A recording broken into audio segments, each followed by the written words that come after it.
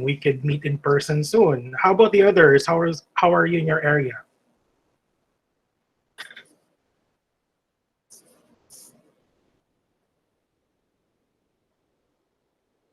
Let me just, sorry, I can't see the chat if you are chatting or something.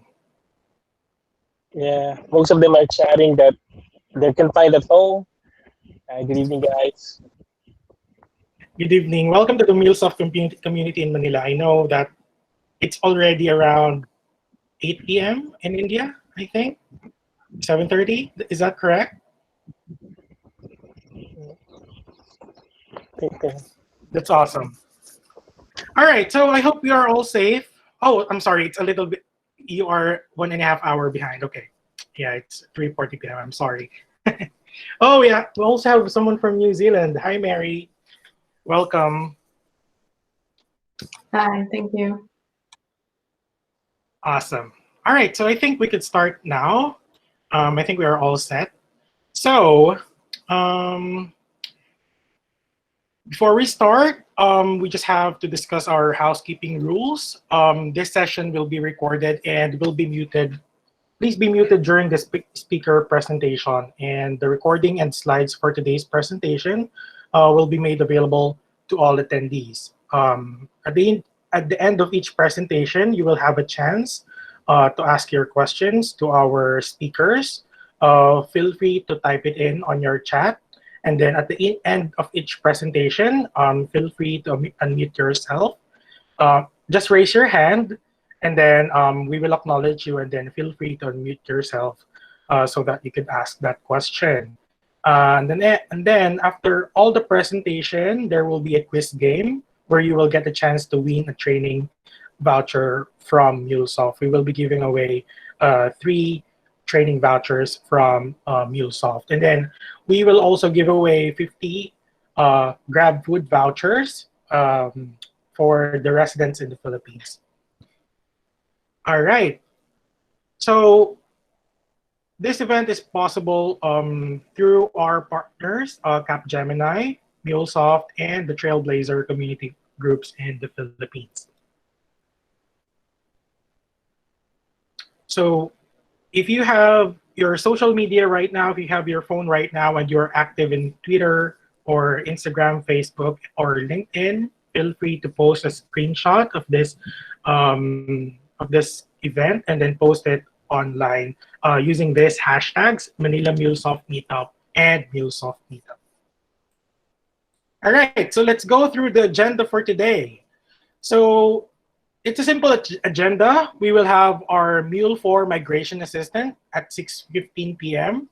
and then a little bit of Q&A after that. And then by 7 p.m., we will discuss the MUnit test recorder. And then 7:40, we will have the raffle for the Grab food voucher. And then 7:45, quiz game and giveaways, and then closing by 7:55. So let me just introduce myself. My name is Neil. I'm the managing director of the PH Force. It's a consulting company based in the Philippines.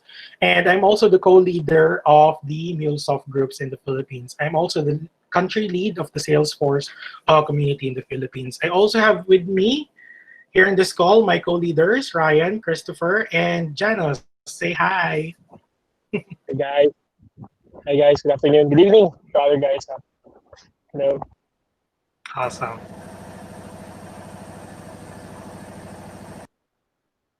All right. So aside from that, we would like also to announce that we have a new set of MuleSoft ambassadors. So many of you might know about it already, but ambassadors help developers connect the world's apps, data, and devices by sharing their passion and experience. They speak at events, publish tutorials, mentor others, and lead by example wherever they are. So if you want to be one of the MuleSoft ambassadors, so I suggest that you participate in all, not all, but MuleSoft meetups in your region and in other countries as well. And also, we would like to encourage you to contribute to the community by writing a blog or a tutorial, maybe a YouTube tutorial, something like that. Yeah, if you are interested, just go to this link, developer.mulesoft.com/dev/ambassadors. Right now, we have Ryan, who is on this call. He's one of our MuleSoft ambassadors. Hi, Ryan. Hi, everyone.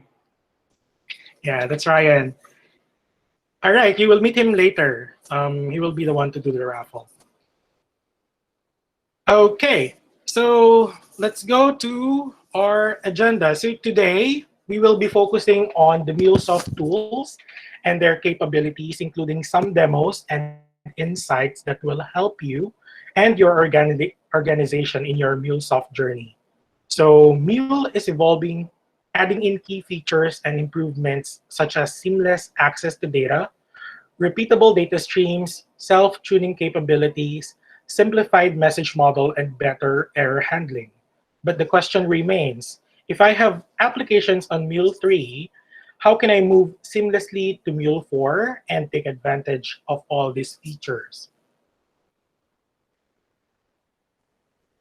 All right, so let's go on to our first speaker. So Paolo is an integration consultant specializing in MuleSoft. He has experience in multiple integration projects in different industries, such as telecom, banking, and government. He has 6 years of IT experience in development, integrating with multiple third parties and working closely with clients to design and deliver complex distributed enterprise business IT solutions. He is also a certified MuleSoft integration developer. Take it away, Paolo. Thank you, Neil. So good evening, everyone. Good afternoon to some others. Tonight I'll be discussing about the Mule Migration Assistant. But before I start, I would like to ask a few questions, and feel free to answer it in the chat box. First is, who here still uses Mule 3?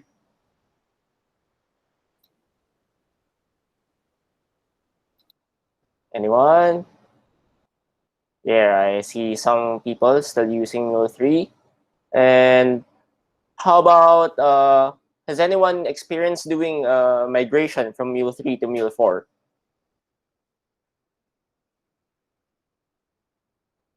Okay, so there are some people that have experienced it already. Can someone tell me how's your experience with your migration? I can see someone here saying that they are doing some manual migration. Some are saying that some components are not supported. Just okay. And last question, did you enjoy your experience in doing your manual migration? I can see someone already saying no. So yeah, let's admit that migrating from Mule 3 to Mule 4 is one of the most painful processes that we have to do in our migration. But luckily, so a new tool has arrived for us to for it to help us in our migration process, and that is the Mule Migration Assistant. So I'll just share my screen.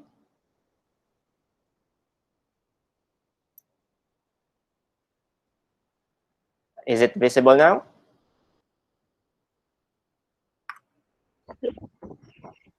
Yes. Okay. Yes. Okay. So let's start. First is I'll lay out the topics that I'll be talking about tonight. Should you migrate to Mule 4? What is the Mule Migration Assistant? What are the translation capabilities of the MMA? We are going to discuss about the MMA conversion report, MMA as an open source tool, checking if the MMA is right for you, and the requirements on how to use it. And in the end, I'll be doing a short demo. First is, should you migrate to Mule 4? Currently, the extended life support of Mule 3.9 will end on March 2024. So that's when you have to ask yourself if you need to stay in Mule 3 or just migrate to Mule 4. So what we can suggest is that if your applications are set to retire before the support's expiry date, we suggest you to migrate to Mule 3.9 and stay there. Otherwise, it's advisable to move to the latest version of Mule 4. So what is the Mule Migration Assistant? The Mule Migration Assistant, also known as MMA, is a command line tool which assists us in the translation of Mule 3 applications to Mule 4. However, we have to keep in mind that MMA is just a tool that assists us. It does not do a 100% conversion. After doing a conversion with the MMA, it generates a report which gives details on what needs to be manually adjusted. And also, MMA is an open source tool, therefore it's free to use. What are its translation capabilities? First, we have it can translate the following: the flows and their inner logic, global configurations, global elements, your data weave 1 scripts to data weave 2, as well as your MEL scripts. It also translates your MUnit tests, API gateway policies, connectors, transports, and modules. Keep in mind that not all connectors are supported in the translation. After the translation, it generates a conversion report. And this report has 3 sections, namely errors, warnings, and info. Errors are components that were not converted by the tool and it requires manual migration. Warnings are items that may require manual intervention based on certain Mule 3 features that are not in Mule 4.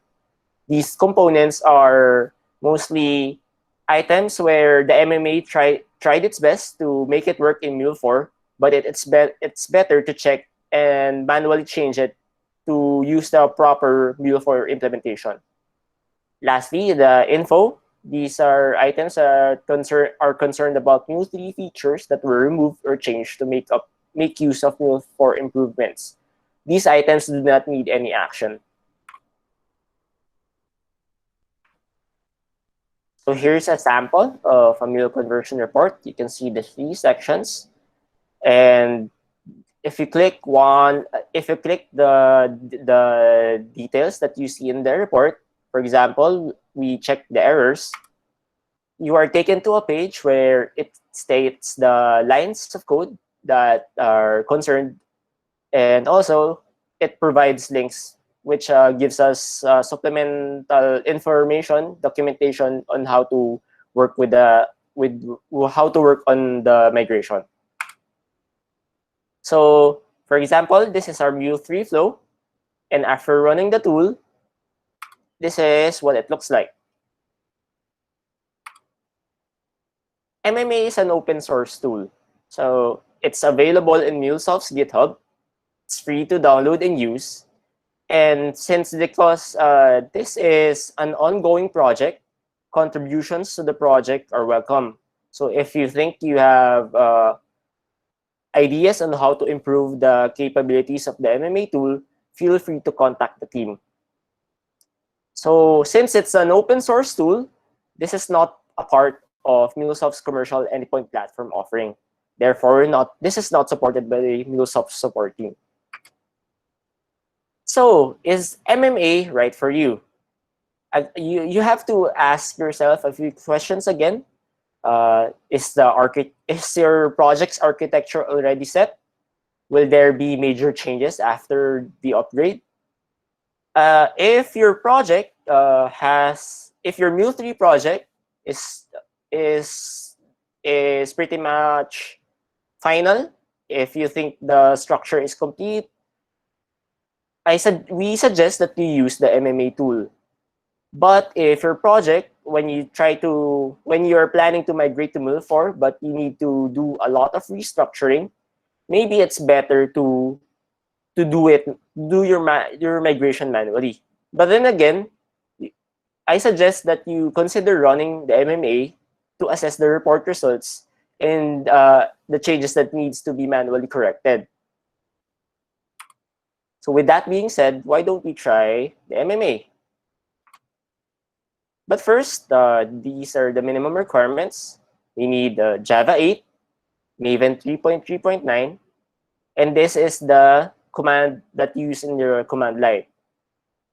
In the parameters, there are mainly 3 required parameters, which is the project-based path, that is your Mule3 project, your destination project-based path. This is where you'll put your migrated application, your Mule4 application, and the Mule version, which we'll be using for when doing the migration.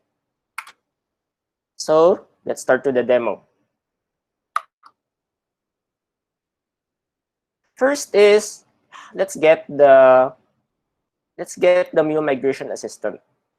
By going to the MuleSoft's GitHub in the Mule Migration Assistant, you can see it here in the releases section,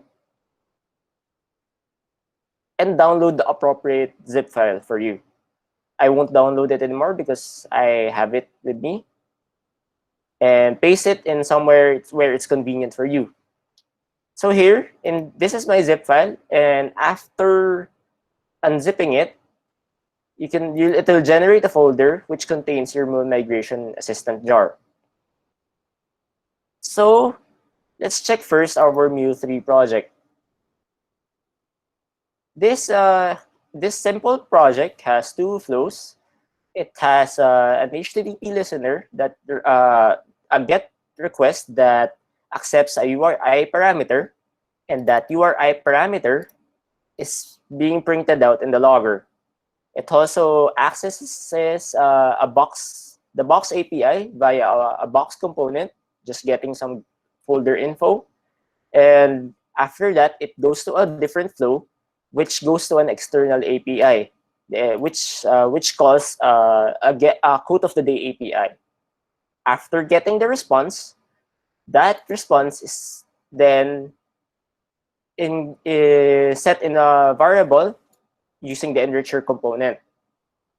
After getting setting that response in the flow variable, we use that flow variable to set the response. And after that, the flow ends.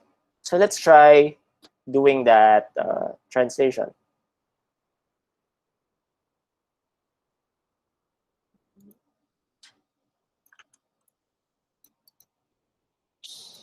Hold on. Let's go to the. Oh, I'm already in the directory where my MuleSoft Mule Migration Assistant jar is already located.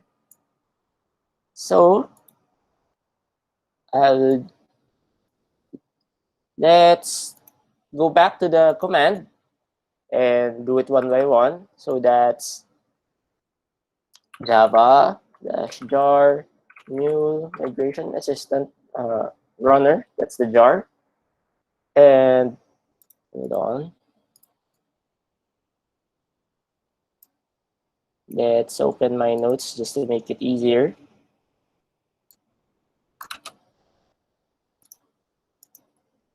Let's do this again.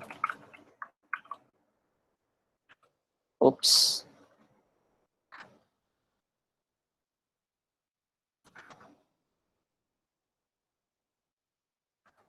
So here, after we set the Mule version, which is 4.3.0, the project-based path, this contains my Mule3 project.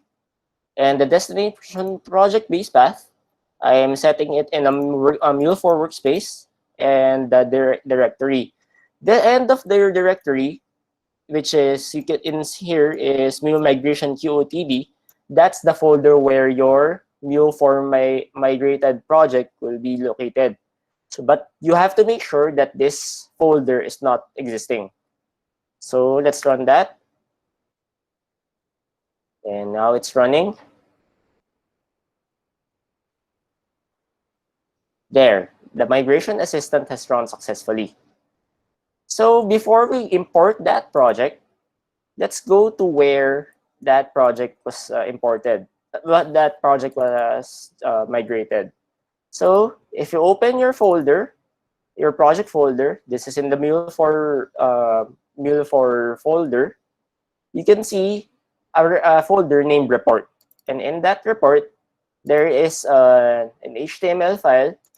When you open it, it contains all the the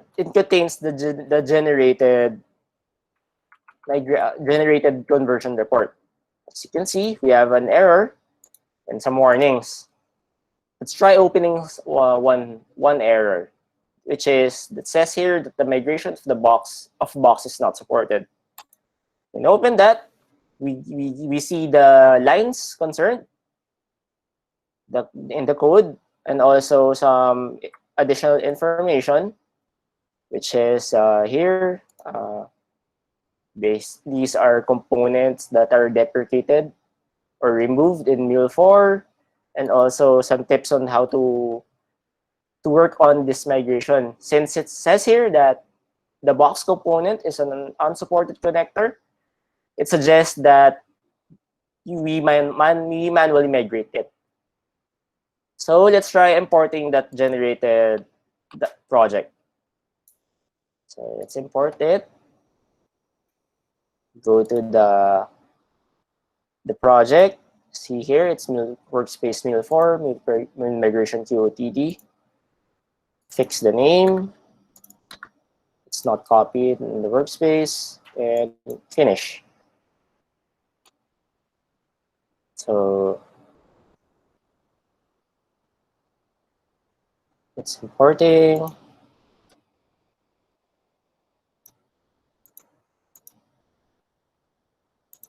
Okay, hold on, it wasn't properly imported. Let's try doing this again. Import. Add in the folder. Remove the unnecessary info. Okay, there we go.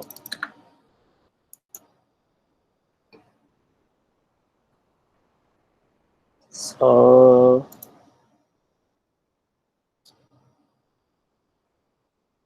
there, I think our project was successfully imported.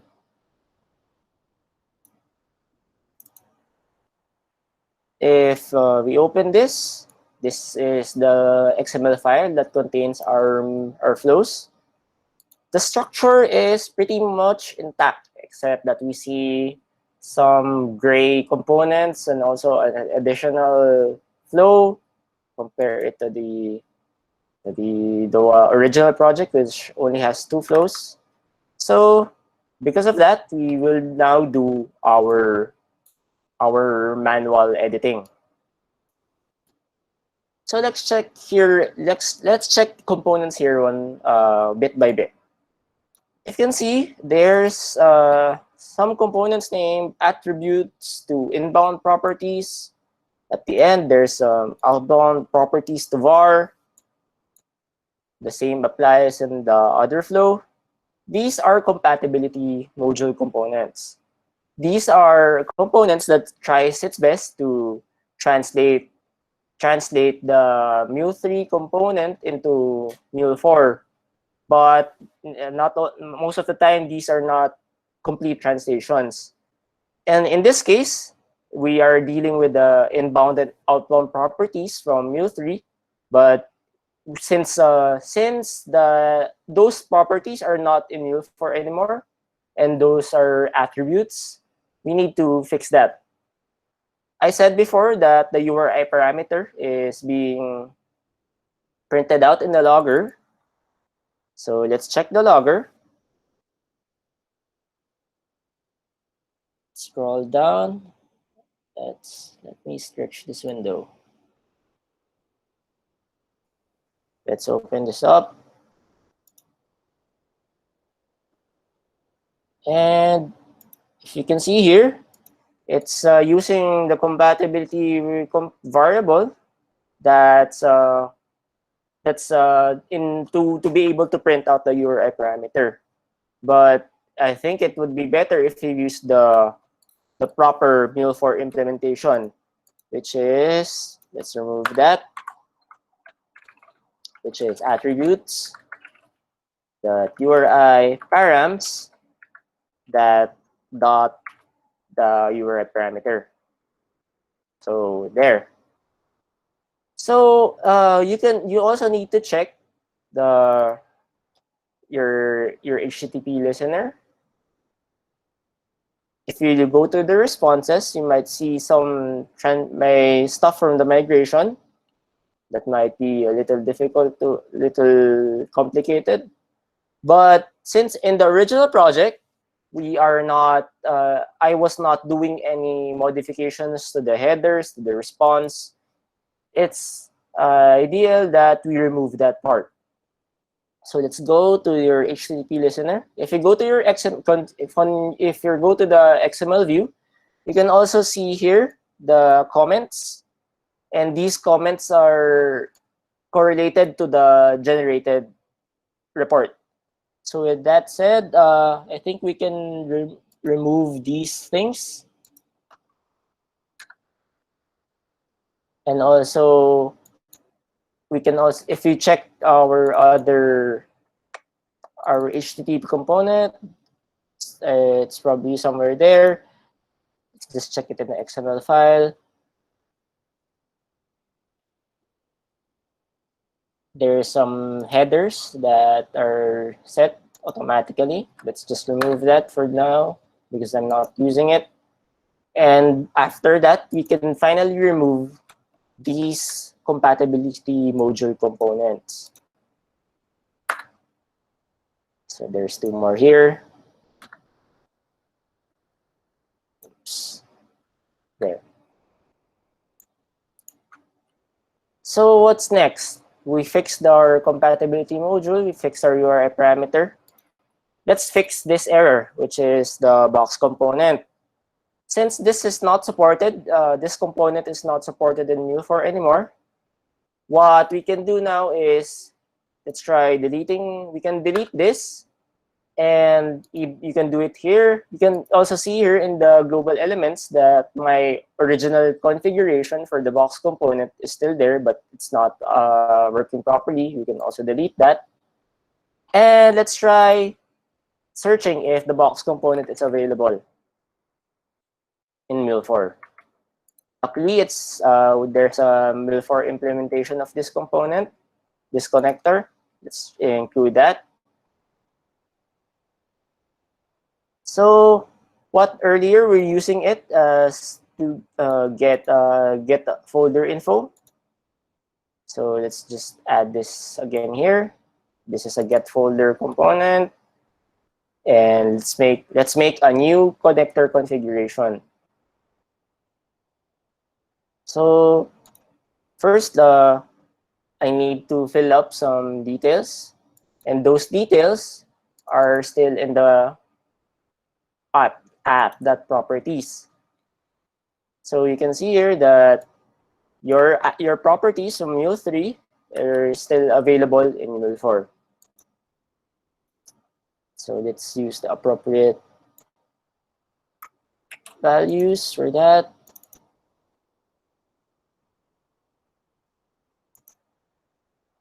That this is box.client.id, box.client.secret,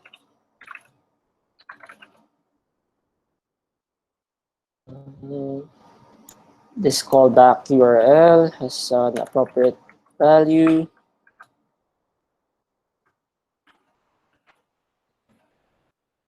This callback config is different. So this will vary depending on what component you're working on. So with that, we also need to provide the folder ID, which is here as well.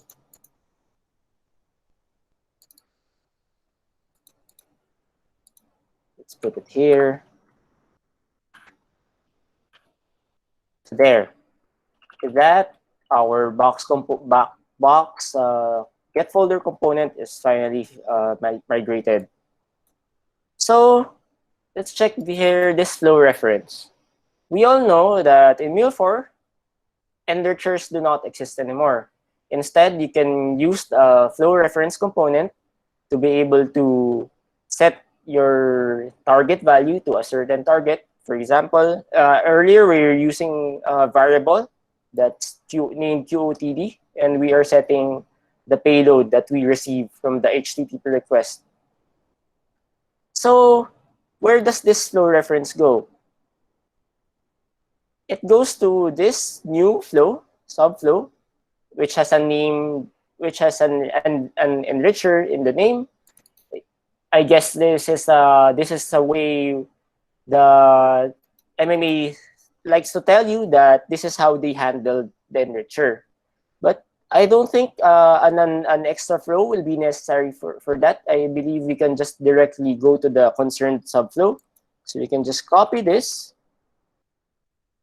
and edit this flow reference, rename it properly so that we can easily see what it goes to, and also adjust to the appropriate flow. So there, it goes directly to the get QOTD subflow. And with that, we can finally remove this. So let's check the response message that we set in the data weave.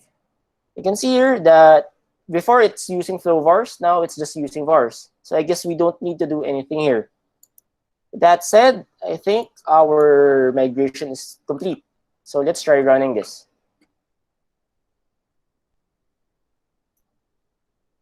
So while this compiles, if you have any questions, feel free to write it in the chat box and we'll try our best to answer you.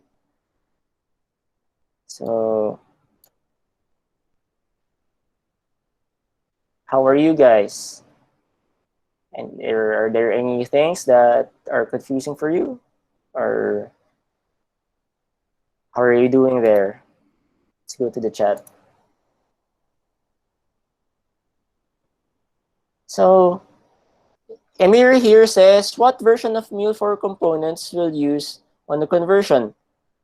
Well, I believe, I think this will automatically be generated. I think this will be using the latest versions, but if your component is not available, you have to manually import it. So let's check. It's initializing.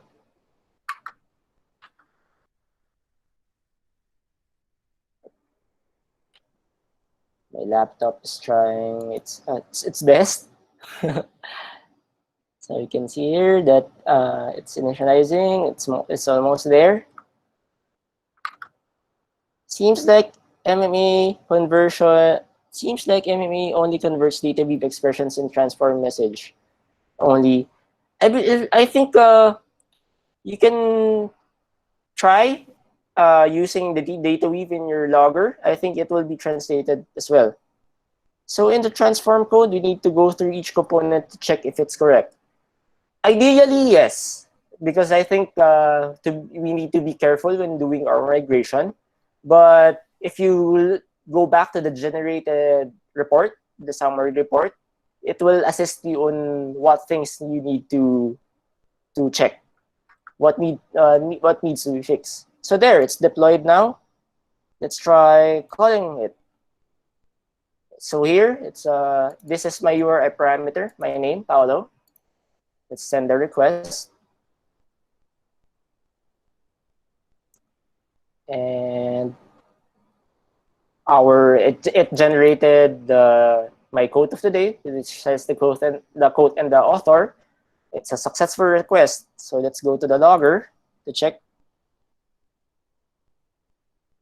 And at the end, it logged the flow start, it logged my name, and the box component didn't generate any errors. So there, our migration was successful. So there, that's the MMA for you. I encourage you to do your try this in your projects and see if this can be helpful for you. So I have a question. You had to change manually your logger with the attributes earlier, right? Yes, because in the translation, it used the compatibility module, but since it's more appropriate, technically it will work if you use the compatibility module, but I think it's better if we use the appropriate implementation, which is using the attributes.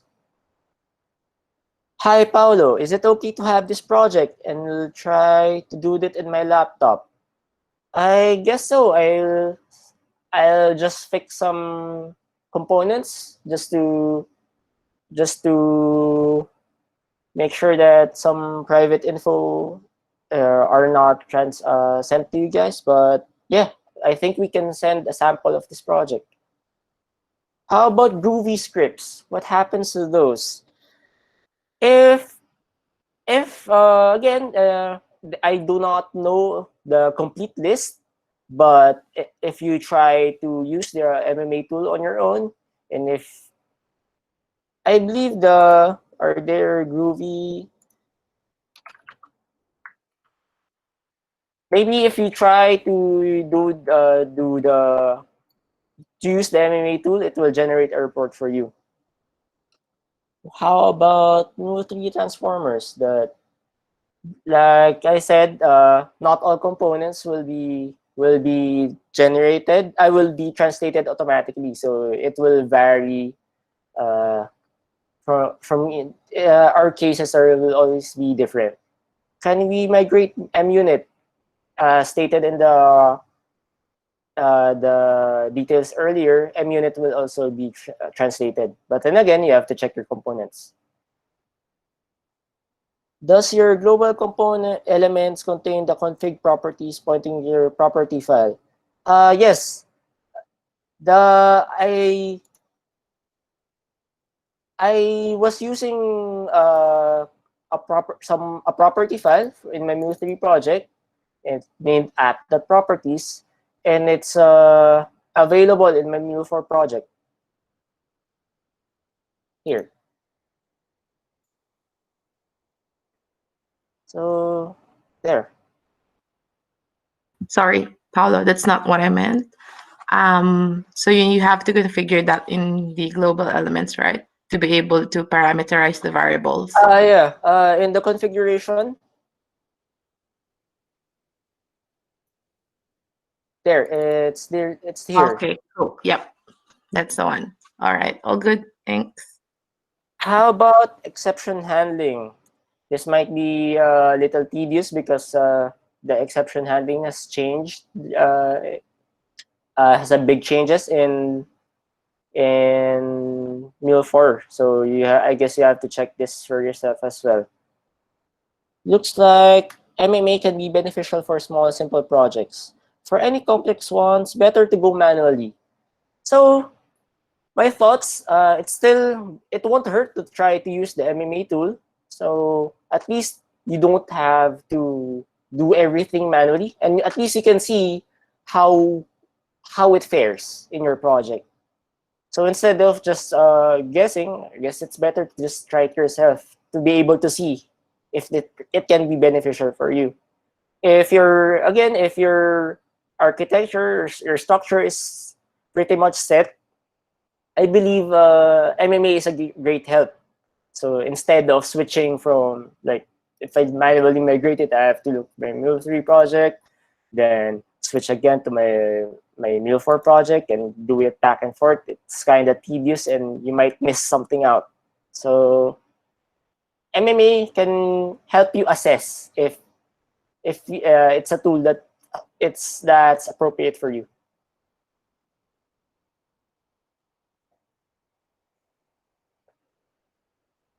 So I guess that's it. So thank you for listening. And I hope you get to try the MMA tool as well. So good evening. Thank you. Awesome. All right. Thank you so much for that wonderful presentation, Paolo. And if you do have other questions for Paolo or maybe later, just feel free to put that on our chat, and then our leaders are also on the chat box, so they will try to answer your questions during our call. So for now, let us proceed with our second speaker.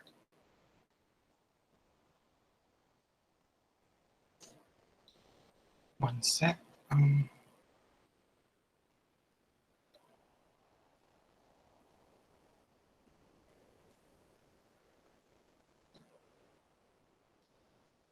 All right, so let's proceed with our second speaker. Our second speaker is Jeric, and he is an IT professional who has worked as an integration consultant focusing on MuleSoft. He has extensive system integration experience within telecommunication, education, and utilities industries. He also has experience with creating various web applications, including one for a telecommunication company, and he also worked as a full stack developer for a publishing company. Jarek is also a certified MuleSoft developer. Take it away, Jarek.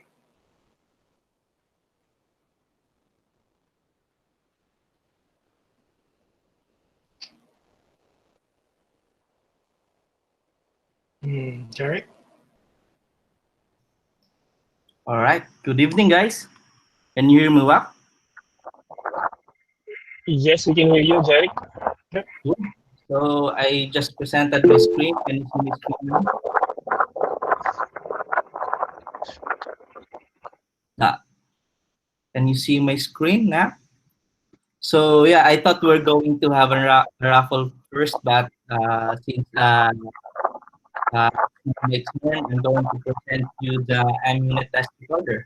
So before I start, let me introduce myself. I am Jeric Tulos Santos. You can call me Jack for short, and I am also an integration consultant of Capgemini. So yeah, let's start this now. So we're going to talk about MUnit test recorder. Our topics consist of MUnit overview, of course, pros of using MUnit, and cons of not using it, MUnit coverage report, which is very important. What is MUnit test recorder and why should we use it? Limitations, compatibility, and the demo. Now let's proceed to the MUnit. So what is MUnit? MUnit is a testing framework used to write unit tests for Mule applications. It is fully integrated with Maven and Surefire for integration with your continuous development environment, meaning you can easily integrate this with your Jenkins, with your SonarQube, and other continuous delivery systems. What are the pros of using MUnit? You can test your Mule applications graphically or in XML, all within Anypoint Studio. Meaning, since the MUnit is being written inside the Anypoint Studio, you can also use the components, the palette, the debugger, and all other resources that is in Anypoint Studio. MUnit can easily integrate testing into your existing CI/CD process, meaning, like what I've said, you can easily integrate this to your Jenkins or your SonarQube. Minimize manual work with auto-generated test and coverage reports. Later, I'm going to show you how this is done and some screenshots of the coverage reports. Leverage local DB, FTP, and other servers to make testing more portable through the CI process, meaning this removes the need for the developer to install the external system just for you to access and avoid accessing the data, and making the test portable. MUnit tests provide code coverage reports with metrics on how much a Mule application has been accepted. Later, I'm going to show you also what are the metrics and the reports of the MUnit. And let's go to the cons for not using the MUnit. We all know that unit testing is done not only to check or test the current process of an application. Mule applications without MUnit test are prone to error in the future updates. Say, for example, the current developer is going for a leave or a holiday leave, and then here comes a new developer that assigned to give an or to conduct an update to the existing Mule application. Without the MUnit, the new developer or the present developer won't be able to under or fully grasp what's need to be tested to that application, which result to some error or failure of the MUnit. So yeah, uh, your code can't fail unit test if you don't make unit test. Some of the developers think like this. MUnit coverage report. That's why MUnit is very important because of this coverage report. It's not just for us to test the MUnit, for us to test the Mule application. The MUnit coverage features provides a measurement of how much a Mule application has been executed. It offers four types of reports, meaning the console report, HTML report, JSON report, and SONA report. Console report, this is where we can find the overall application coverage,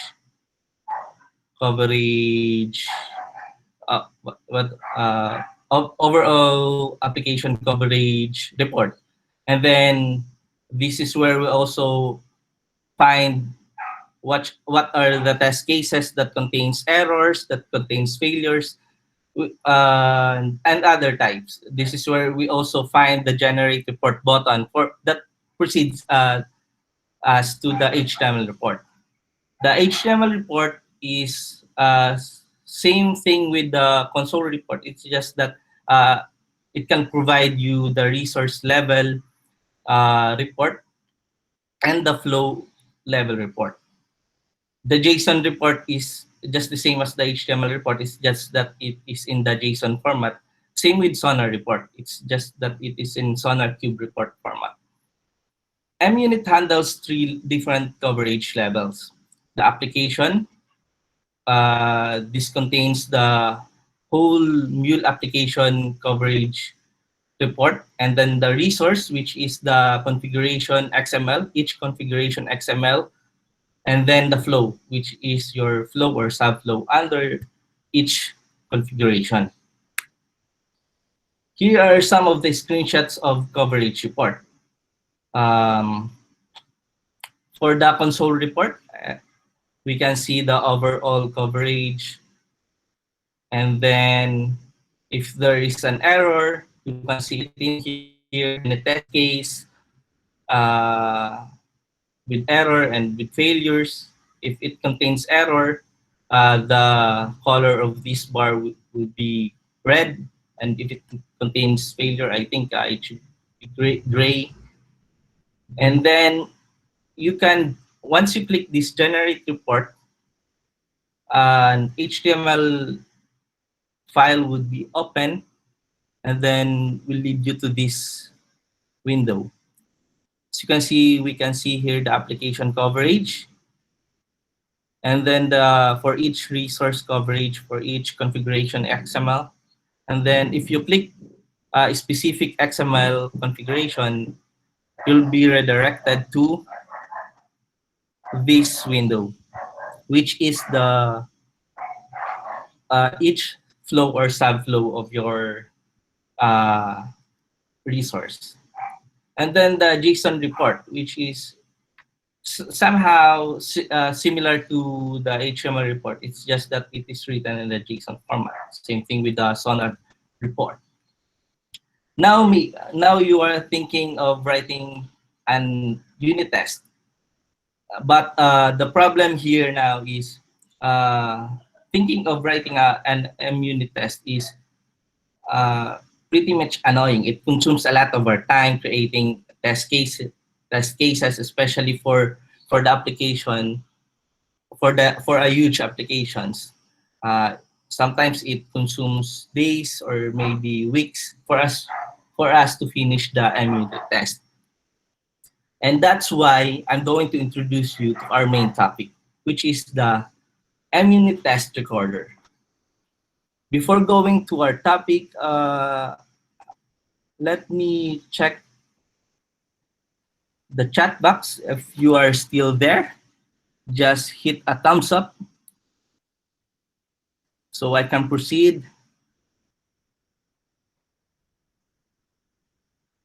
All right, I think everyone is still with me. I'm going to continue now my presentation.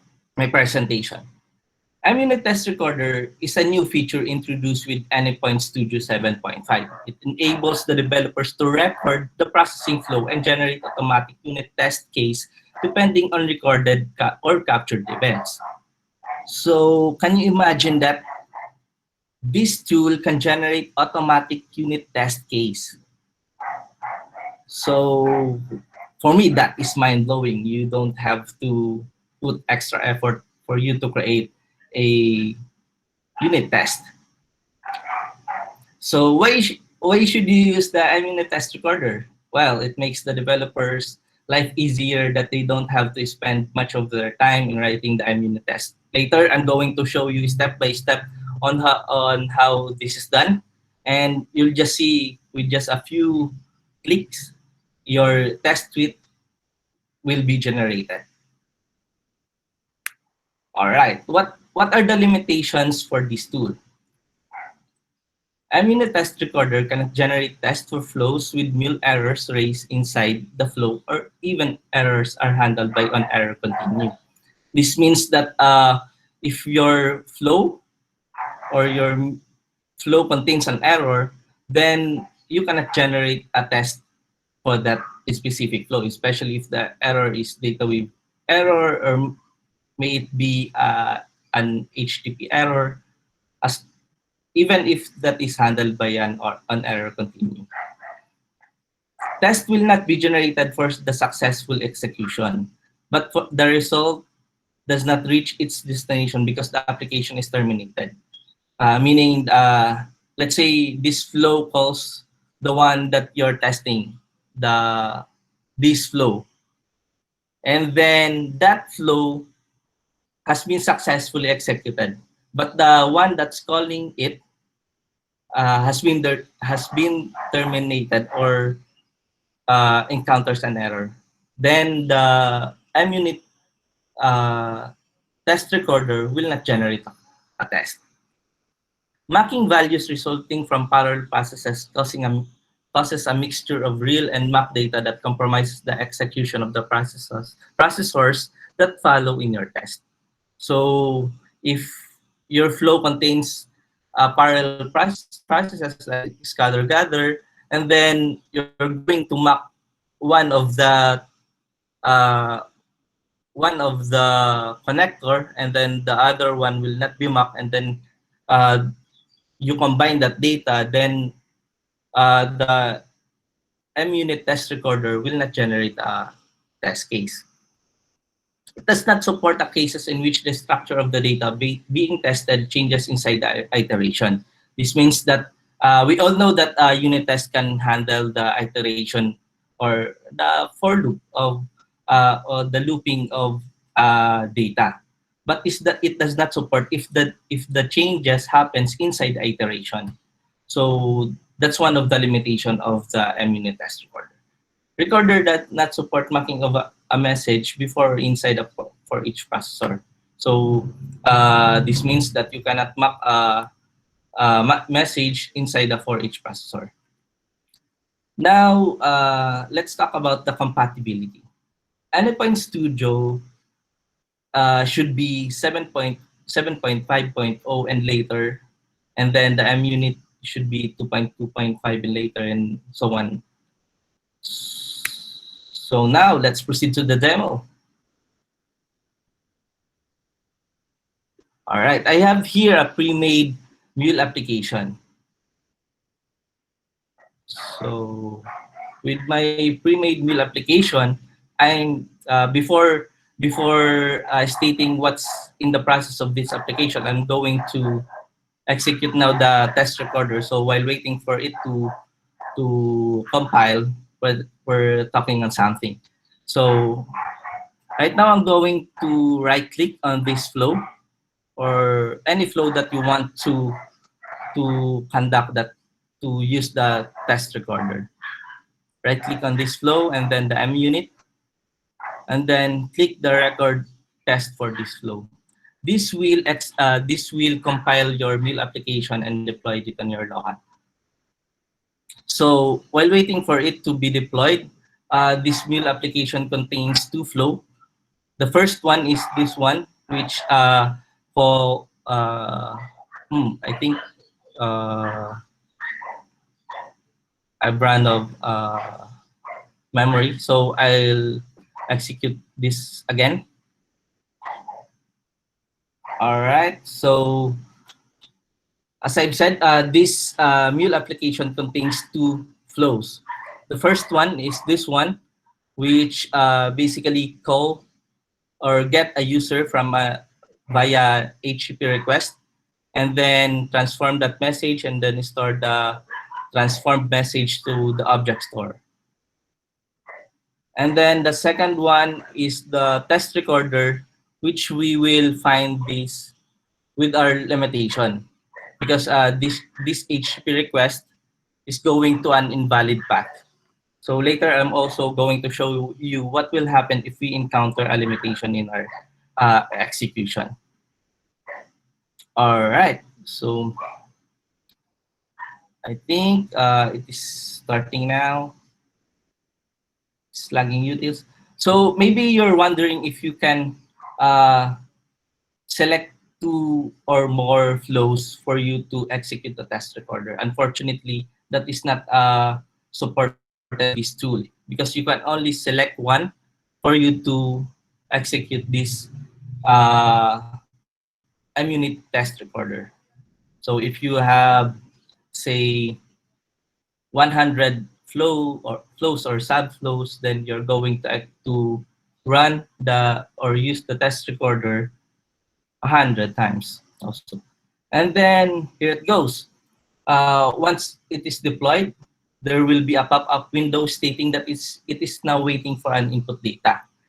Meaning, the flow is waiting for a trigger or waiting for a data that is going to this flow.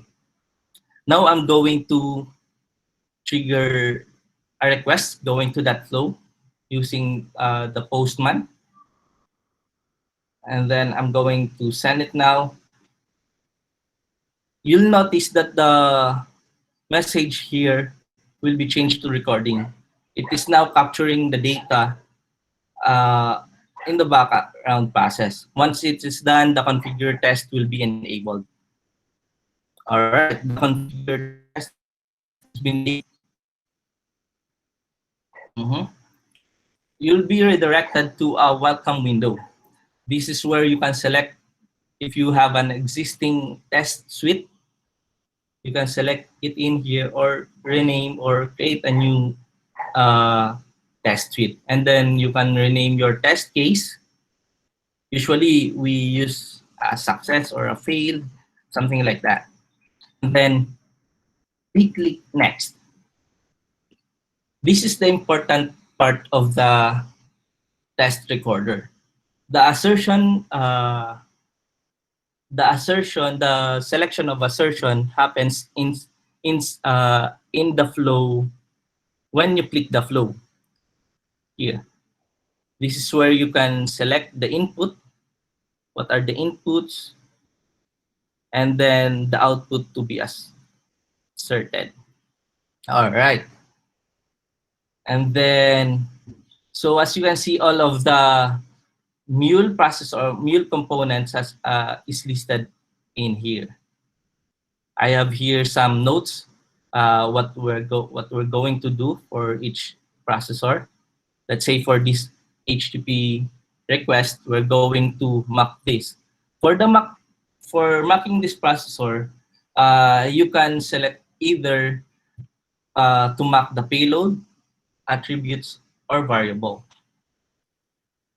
So as you can see, you can just click or unclick this one And then for the spy, for the transform message, we're going to spy this one. So same thing for this one. You can check check what are the variables or attributes you want to spy for this specific processor. You can also select for the value of after the transformation. And then for the object store, we are also going to map this processor. For the verify simply means that it is counting how many times that this processor has been called. You can either select exactly or at most or at least, and then put the value that you are expecting. So once you're done with the configuration of your test, you may now click the next button. And you'll be redirected to the test summary window. This is where you can see the summary of your test case that will be generated later. As you can see, we map two components, the object store and the HTTP get user, we spy the transform message, and then assertion. So now let's click the finish button. All right. So in the few clicks, my test case for that flow has been generated. So yeah, this is the finished product of the of the generated test case. You can either add another assertion or verification to this. As you can see, this is using an external file. Good thing with this tool is that it automatically generates all of the data wave scripts and then put it inside the source/test/resources. So as you can see, all of the data wave scripts that has been used for this specific test case has been generated, and you can easily find it in here. So that's it. And now we're going to run this test, the generated test case, if this is really running well. So yeah, while waiting for this to run, if you have question, just put it in the chat box and I will answer that later. So here, can you share your Sonar config? For the Sonar configuration,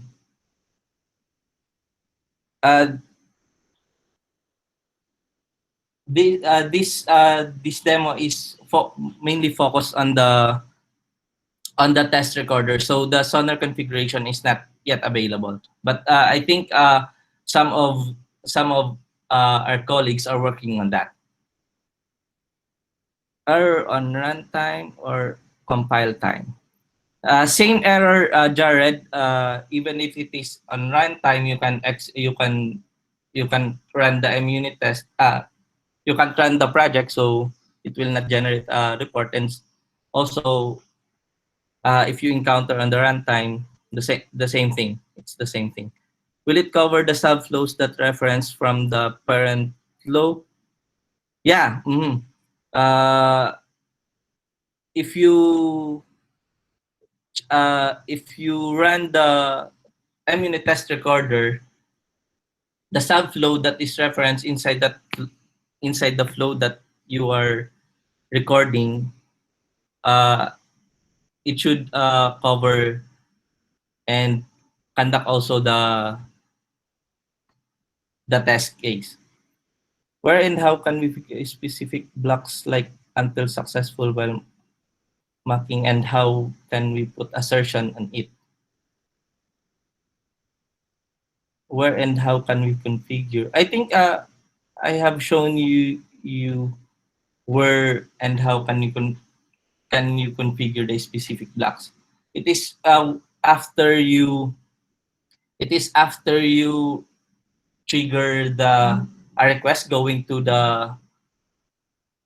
your application, and then the configure test button will be enabled.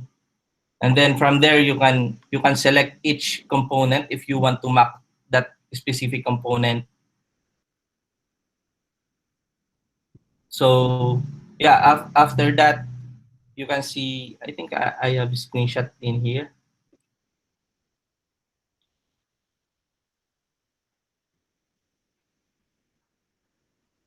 This one. I think I have a screenshot in here where you can.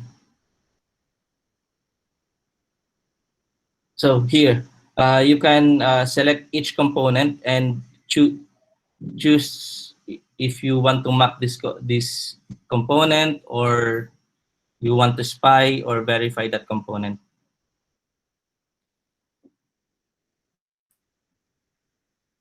Input result set is also generated on fly. That is correct. That is pretty much cool with this tool, because all of the data will also be generated, because it is getting the data the from the from your actual data, and then store it to the external folder, which is the source test resources.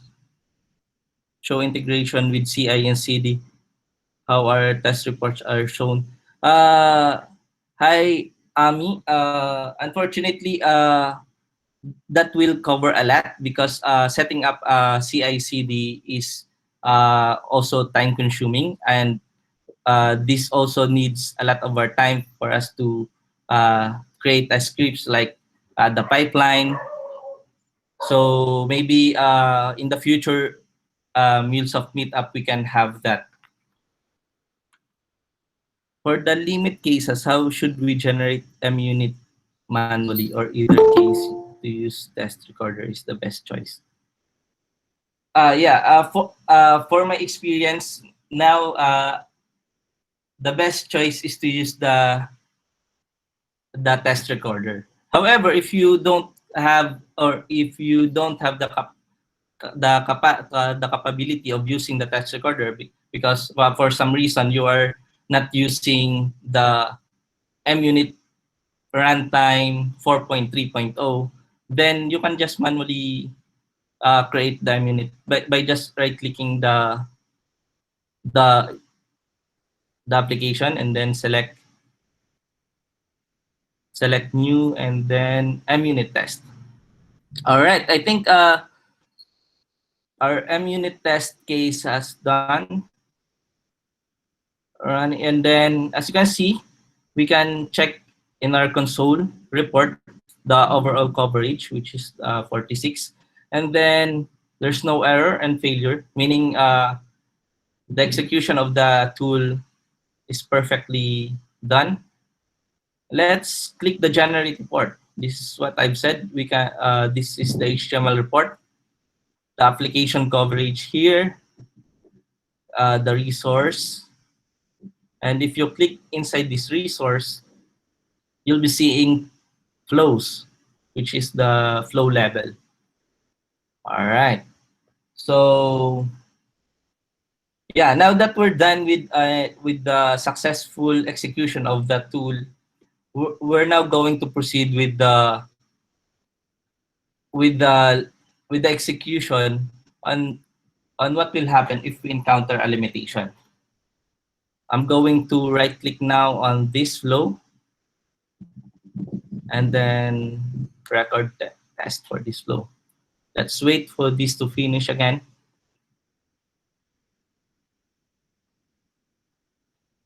Can we pass environment variable in the MUnit test recorder to load environment specific properties? Actually, it is running what is your defined. Sorry. Let me try to run this again first, and then I'll answer your question. It is using the configuration is defined in your Mule application. So if you defined what's is in the configuration, let's say you defined it the environment a dev, then it will use the dev.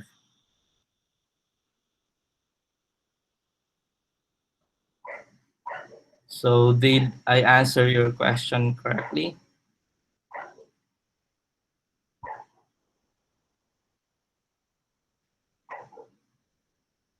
Test recording is working flow subflow level. Is it possible to do a single test case end to end? So service right from listener to final response, will it be possible? Yeah, this is possible, of course. But hi, Shravani. This is possible, of course. But it's just that first we have to know the difference of a unit test and an integration test and a functional test. Because when we say unit test, we should cover only a small portion of our code, meaning it should be a flow or a subflow only, and then so that because sometimes we tend to conduct MUnit or a unit test that covers all of our code. So that's not, I think that's not a good practice because unit tests should only cover a small portion of your code. But I think for your, if you are going to try that, that is possible with just a single test case end to end. All right. So now that our application is now waiting for an input data, I'm going to trigger a request going to an invalid path.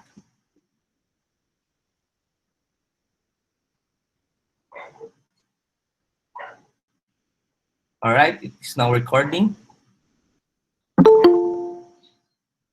While waiting for it, there should be a pop-up. So here's the pop-up error, and it says that it found an error type HTTP not found. The test recorder cannot create a test on flows that have mule errors. So now we have hit the one of the limitation of the test recorder. As you can see, our error is HTTP not found. Even if we handle that on an error continue, which is any, then the test recorder did not create a test case. So yeah, I think that's pretty much it for the demo of the test recorder. If you have question, feel free to ask it in the chat box.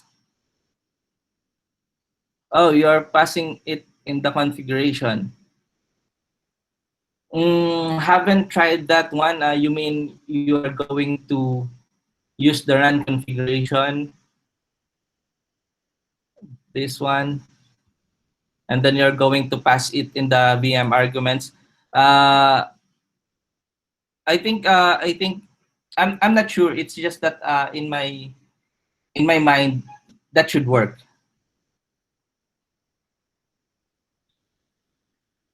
Mm-hmm.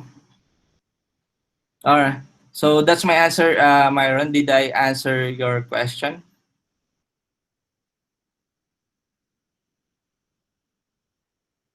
Mm-hmm. Yeah, that's for sure. So, guys, have you find the test recorder amazing?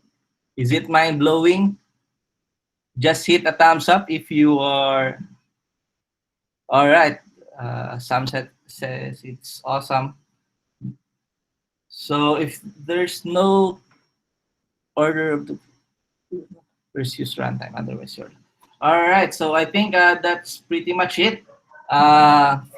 Going back to you, Neil. Thanks for attending, guys. Awesome. Thank you so much for that wonderful presentation, Derek. I hope you have learned a lot. Yeah, I hope there's something on his presentation that you can take away from this event, and then you could do it when you get back to your client or to your internal customers. Okay, so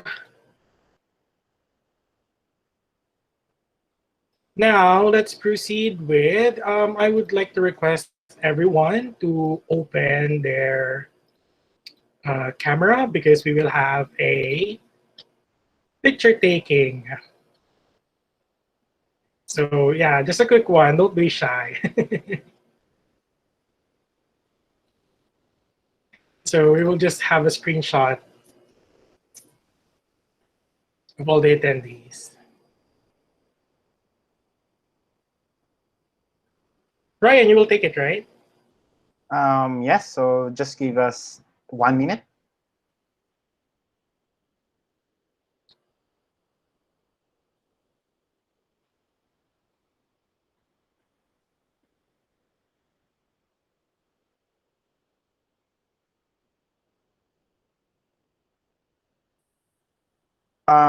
Neil, can you disable first your sharing screen, please?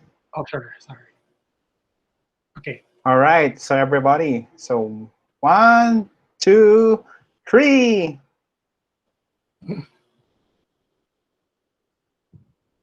Okay, last one. So 1, 2, 3.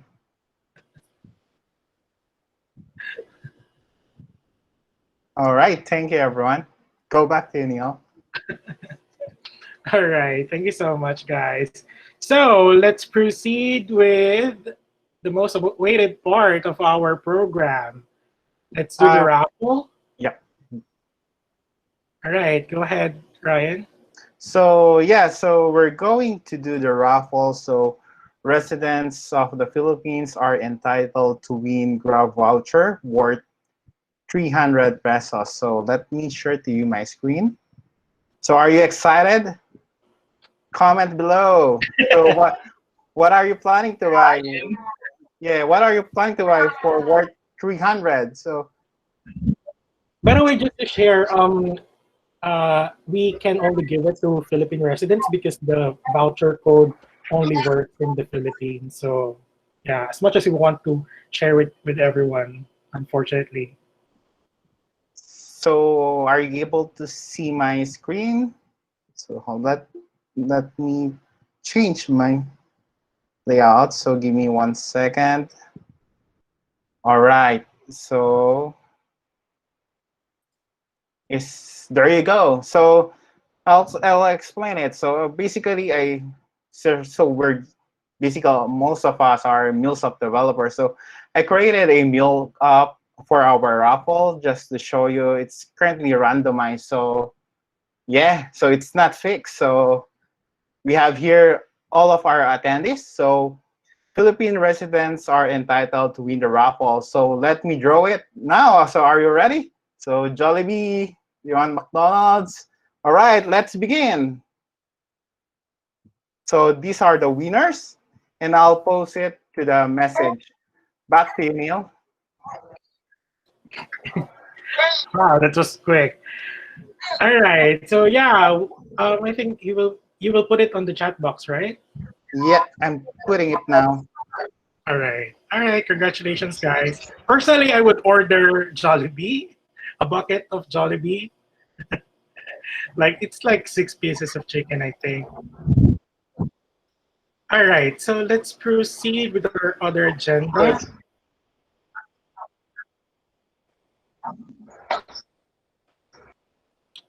So what's next? So we would like to encourage everyone to join our Facebook group.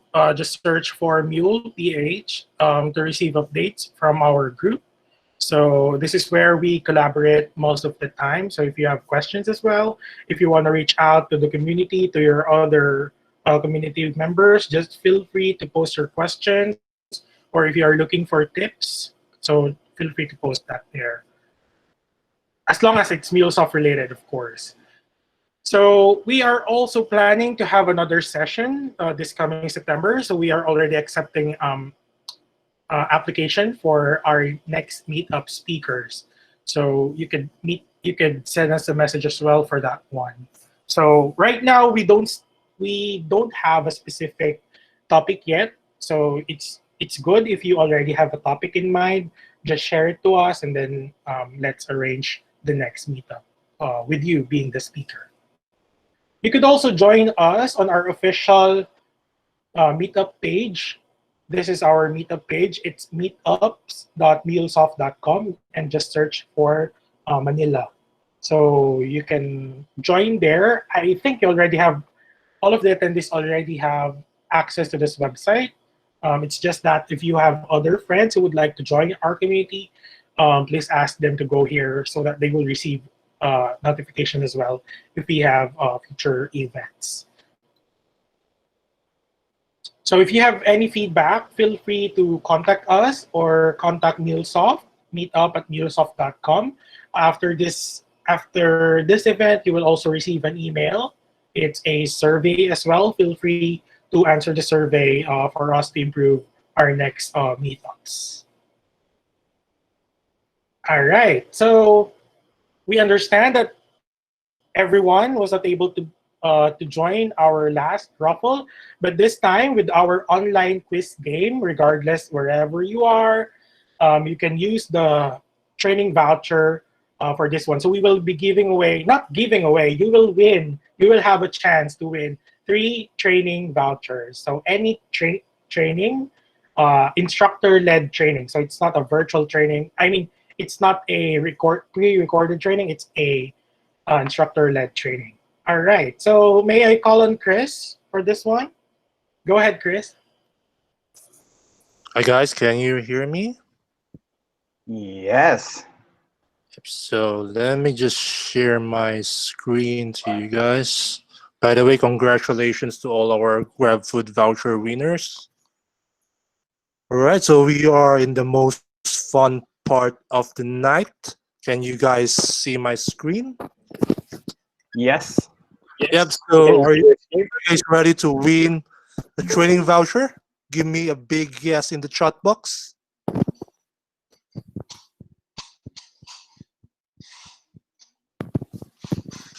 Cool. So for this game, we will be using quizzes.com just like last time.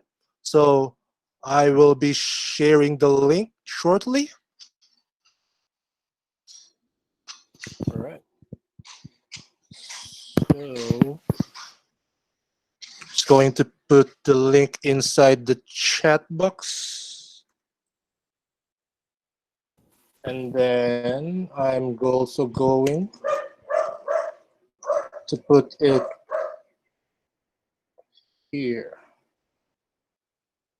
so that you guys can also see it whenever you guys encounter an error. I can see people joining. So if you will win this, Chris, so what training voucher would you like to take? If I win this game, Yeah. yeah, probably MCIA. Yeah, Most that's likely. cool. Yeah, we have 25 contestants. So Ryan, do you have like a Player limit, Chris. sorry? Exceeded player limit. Is there a limit? Yeah, it looks like they are counting error. Let me just expect that one. This happens most of the time. They can see the questions. Give it away, man. Giving it away, mate. I didn't see that one. Okay, I have 1 point already. Janet, do you have any idea why there's a limit to the game? I think that's supposed to be no limit. It's supposed to have the limit. From my side, what I used last time is there's no limit. I'll try to check also. Are others also encountering this error? Okay. So just give us a few minutes while we're fixing the issue.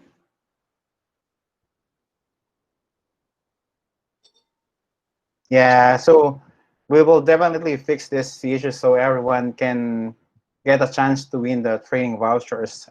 We know everyone are so excited to win training vouchers. Yes. Mhm. Let me just find the setting here. If I could set it somewhere. Shouldn't be 25 max limit.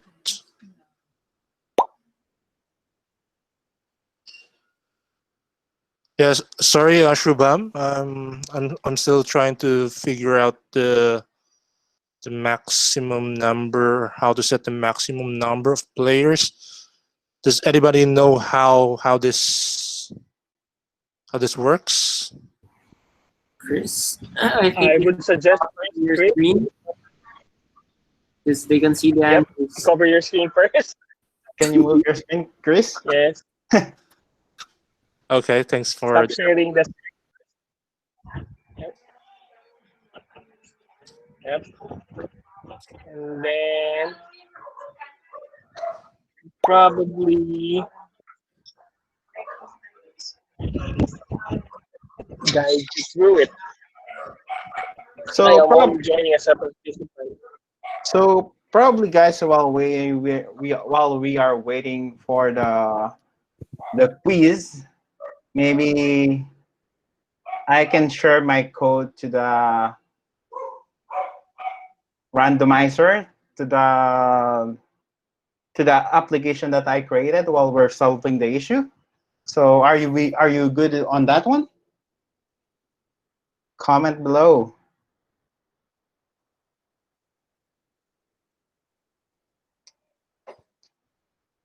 All right, so just give me a second. So let me share to you my screen. So, all right, so let me share my window. So I'll teach you some data wave scripts. Are you good on that one? So let me share to you my screen. So basically here I created, by the way, are you able to see my screen? All right, cool. So basically I created a Mule app here. So basically what I have is this flow, and I have here the listener. So basically I have here a data weave. So if you can see my data weave here, so I have here a reference data that read file from external file from my resource folder. So what I have here is let me share to you. So I have here the list of attendees. So currently it's in the JSON file. So in here you can see the information, the name, the email, the location. So basically I retrieve those data on this part where I set it as a application JSON. And I'm making sure because currently some of the attendees they join twice, so I need to ensure that the winner will not be printed twice. So I implemented this one distinct by name. So and currently I have here the type. Currently this API accept name or email. So if I put a list of names, this will input the list of names of the winners. And also I have a lookup that if I put the email, so it will look up for the email and then it will return the name of the winners. So are you learning those stuff? So we have here so I created as a lower. So I have here the location, which we are ensuring that the winners will come from Philippines, and also the input data. So currently, I'm ensuring that once I send a payload, I'm making sure that those payloads are lowercase. So I implement here a lower function. You know the lower function. Who among you are using the lower from data wave? Comment below. All right, cool. And now here I have here the if else. And as you can see here, I have this reference data, which is the JSON file I have. And then I'll filter it. Input data. Input data is the payload. So as you can see here, I have here the payload and contains lower names. So what I'm doing here is I'm searching the array of the input data. If it is inside my reference, if it is inside this reference data. So currently, I'm making sure that the location will be equal to Philippines, and it will return the list of names. So same as for the email. So it will search if that email is contained to the JSON that I have, then it will return the list of names. So the next one is for the selecting the winners. So this private flow, basically what it does is it randomizes the winners that I have. So here, I'm using a 1 to array. So what it does is it creating an empty array. So for example, here I set 1 to 50. So it will create an array that composed of 50 items. Well, who among you uses already this part? So 1 to, then let's say 1 to 50, 1 to 20. And then I have here for each. For each, for example, I have here 25 items. What I will do is I will loop 25 times. So this is the trick on how I select the winners. So if I look at this data weave, so basically I have here a vars winners. So currently this is empty. And then from the data, I randomize the number. So for example, I have 50 items. So it will select from 1 to 50. For example, it's selected 2. So whatever is the second item to that array, it will be selected and will be added to the var winners array. So basically, I already added the names, but one question is here because we don't want the name to be duplicate. So I have here the list of names. So basically, I subtract the current winner. So if let us say this one. So currently, these are the input data. So for example, the winner will be, let's say, me. So currently, if the winner is me, then the minus minus will subtract this item so that when the next iteration, I will have these remaining names. So it will not be selected again. And I will just continue it, loop it 50 times.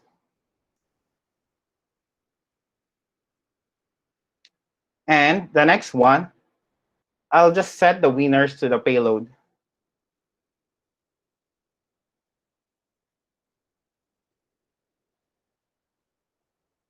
And once I set the winners to the payload, basically what I does is I create a file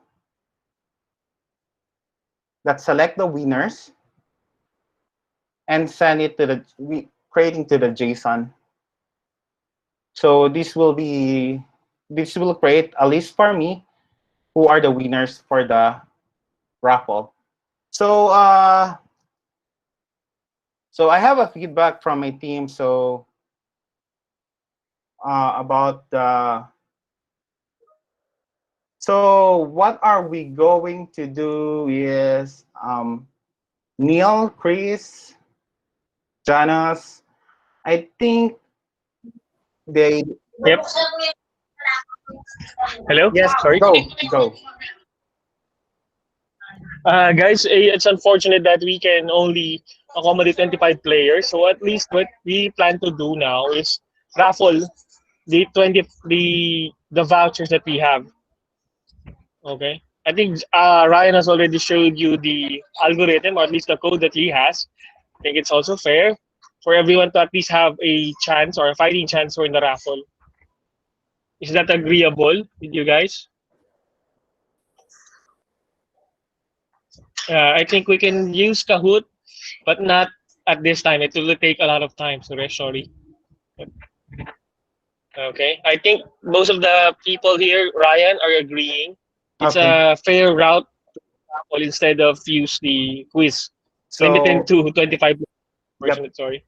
So what I will do is I'll just remove the condition for the location so that everyone Yep. will win. Yep. So, Fighting chance. Yep. To be so drawn. Yep. just give me 2 minutes to set up everything. So, Yeah. and By the way, to all the winners of the Grab Food voucher, we will be starting to send the voucher tomorrow around 10 a.m. So expect the vouchers to arrive until the end of the day tomorrow. So yeah. so I'll get the latest list of attendees so that it will be fair to everyone that is not here. So just give me a minute. So I'll stop sharing my screen for 2 minutes. Yep. Go ahead. Ryan, Ryan from the message board that we have in the chat, I think there were mentions that we need to remove the location filters that you have in place. Yep. I And I already. think I'll Mary I'll Joyce show it. Abal. I'll show it to them before I do Okay. the raffle so that it will be fair to everybody. So just give me Oh, 1 minute. Mary Joyce Abal is suggesting that you do some MUnit first for the raffle project. I think Mary Joyce, We're just kidding, that's a very good suggestion, We but need we to test cannot run afford, I think, first, that of time. course. Yeah. I suggest Derek create the MUnit and record it for us next time. Yep. A suggestion that thanks Amir for the suggestion. Derek will do that for us next meetup. Yep. All right. Okay. So let me share to you my screen. So probably what we Okay. will do is we will. So let me share my screen. So what I will do is I'll do the winners one by one. So just to check if if the selected winner is on the chat. So what I will do now is I'll make it this one so that to ensure that we only have one winner per call. So yeah, so just to show you my data wave before we do the raffle, just to make sure. So currently this is my data wave and I already removed the location for the names. So don't worry about this one. We're not using this one. We are only going to use this part. So are we good? Yep. All right. So let's do the first We're raffle. good. So I have here your names. So I'll make sure that we only have one winner. So I'll do the first raffle now. Otto, are you here? Oh, Comment below. If you're not here, your voucher will be voided. 5, 4, Otto, 3. Otto is not answering in the chat. are you here, Otto? 5, Oh, 4. I think Yeah, Otto okay. has commented. Otto is here. Okay. Okay. All right. So for the second He's winner. using exclamation. He's using exclamation points. Okay, second winner. Yep. Piyush. Okay. Piyush. Piyush Sharma. Piyush. Am I pronouncing your name, Piyush? Are you here, Piyush, are you still Piyush? here in the call? Do you want to donate your voucher, Piyush? 5, 4, 3. Okay, we will call the Two. third one, and after the third one, Piyush is not here. We will donate it to the other Yeah, we will do attendee. another one. All right. So Third one, Fortunately, he's not. He's not in the call. Mastani. Mastani. Let's check. Mastani. No Mastani. one. Okay. Oh, Looks like we're going to raffle the 2 remaining vouchers. Okay, for the second winner. Yep. Leslie. Leslie. Leslie. Are you still here in the call, Leslie? Can we take note of those names as well so that we can post later? You should have won, but you left. Leslie. Oh, I think Leslie's not in the call anymore. Okay, so just draw another one. Yep. Greg. Greg. Greg. Are you going to donate your Greg voucher? Serrano, he's here. He's here. But is he listening? All right. Oh, Okay. donate. Oh, donate. Hey, Seriously? he wanted You're to so donate. awesome, Greg. You're awesome. Okay. Thank you, Second Greg. winner. Thank you, Greg. Thank you, Greg. Okay, second one, Joseph. Joseph Gonzalez. All right. Are you still so here? We have the second winner. Yes, I'm here. And last winner, Mark. Mark Anthony Ortiz. Are you here, Mark? Mark Anthony Ortiz. Mark Anthony Ortiz, are you still here in the call? Mark.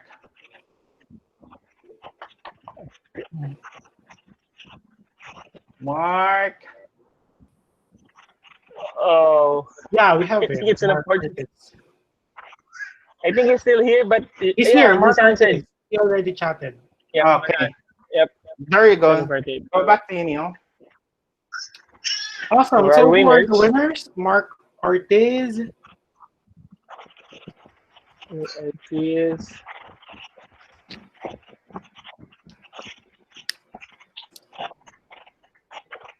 Were you able to take note of the winners, Janice? It's recorded, and I have the Mule app is does create a backup file, so should be okay. Awesome. Yep. All right. So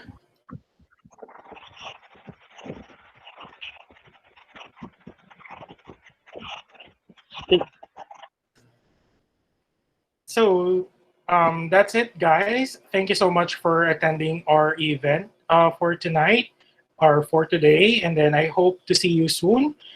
Please don't forget to go to our Facebook page to receive notifications in the future. And I hope you learned a lot from our speakers, or maybe not a lot, some stuff that you can implement immediately to your client and to your internal customers. Again, on behalf of the core leaders of the MuleSoft Meetup group here in the Philippines and Manila, thank you so much and have a good night. Bye. Thank you, everyone. Thank you. Bye-bye. Bye.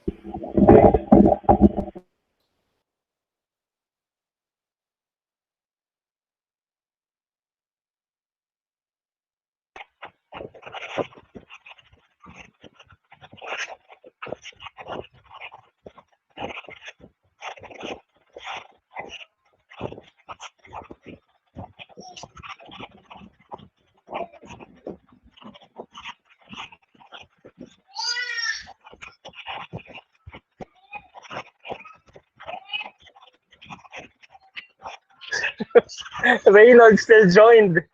What are you doing here, Reynold? It's supposed to end of the call. What are you doing? Great timing, Ray. Impeccable timing. Wait. Yeah, just in time for cleaning up. Oh, it's eating time. Is it? Right? It's cleaning time, right? It's cleaning time. Yes. And Ryan or Neil, can you stop the recording also? Sorry. Or do I need to trigger it?